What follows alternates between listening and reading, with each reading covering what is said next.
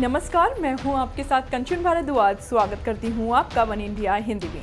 चुनावी सफर में आज बात महबूब नगर लोकसभा सीट की होगी, जहां से टीआरएस के एपी जितेंद्र रेड्डी सांसद हैं, जिन्होंने साल 2014 के चुनाव में इस सीट पर कांग्रेस के दिग्गज नेता जयपाल रेड्डी को 2590 वोटों के अंतर से मात दी थी।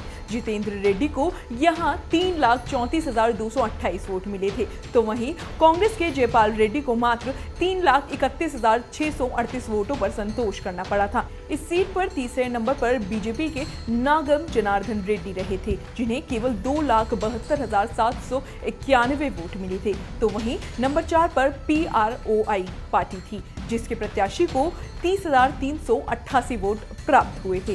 तेलंगाना के महबूब नगर शहर को पालमूर भी कहा जाता है। महबूब नगर हैदराबाद से 100 किलोमीटर की दूरी पर है।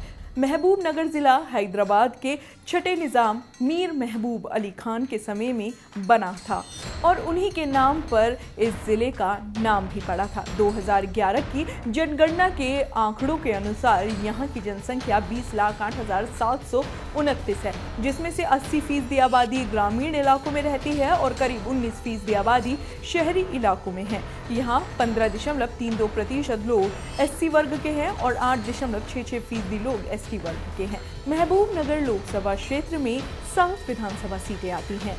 कोंडनगल, नारायणपेट, महबूब नगर, जाटचेरला, देवरकाडरा, मकथाल और शादनगर।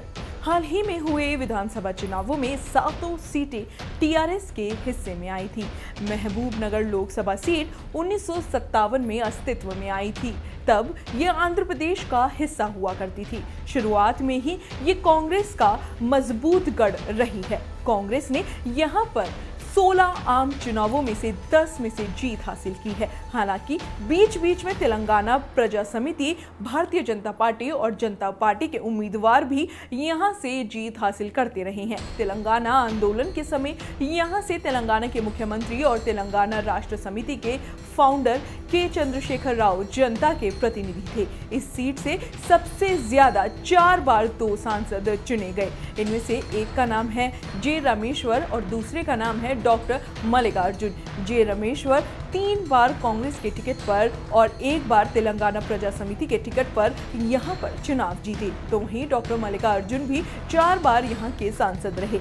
इसके अलावा पूर्व केंद्रीय मंत्री जयपाल रेड्डी भी 8वीं और 12वीं लोकसभा में यहीं से चुने गए थे।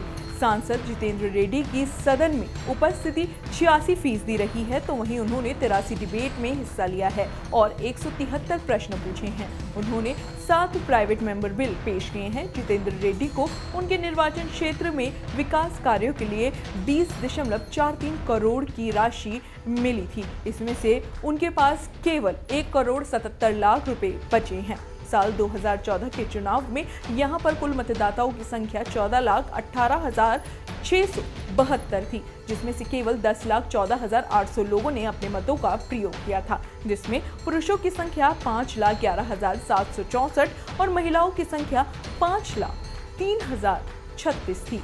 कभी कांग्रेस का गढ़ रही इस लोकसभा सीट पर 2 बार से टीआरएस जीत रही है और आज यहां सभी विधानसभा सीटों पर भी टीआरएस के ही विधायक हैं। ऐसे में कैसे कांग्रेस यहां पर टीआरएस को चुनौती देती है, ये देखने वाली बात होगी। आपको बता दें कि साल 2014 के चुनाव में टीआरएस ने लोकसभा की 17 में से 11 सीटें जीती थी, जो कि एक बहुत बड़ा कमाल था, क्योंकि उस वक्त देश में मोदी लहर की धूम थी। लेकिन तेलंगाना में टीआरएस की सुनामी के आगे मोदी लहर की एक ना चली। साल 2014 के चुनाव में बीजेपी को यहां सिर्फ 1 सीट पर विजय मिली। बाद में टीडीपी, वाईएसआर कांग्रेस और कांग्रेस का एक सांसद टीआरएस में शामिल हो गए थे, जबकि कांग्रेस के खाते में मात्र 2 सीटें आई थी। देखते हैं इस बार यहाँ की जनता किसके नाम पर मोहर लगाती है। आज के सफर में बस इतना ही। जल्द हाजिर होंगे नई लोकसभा सीट के पूरे प्रोफाइल के साथ। हमें दीजिए इजाजत। नमस्कार।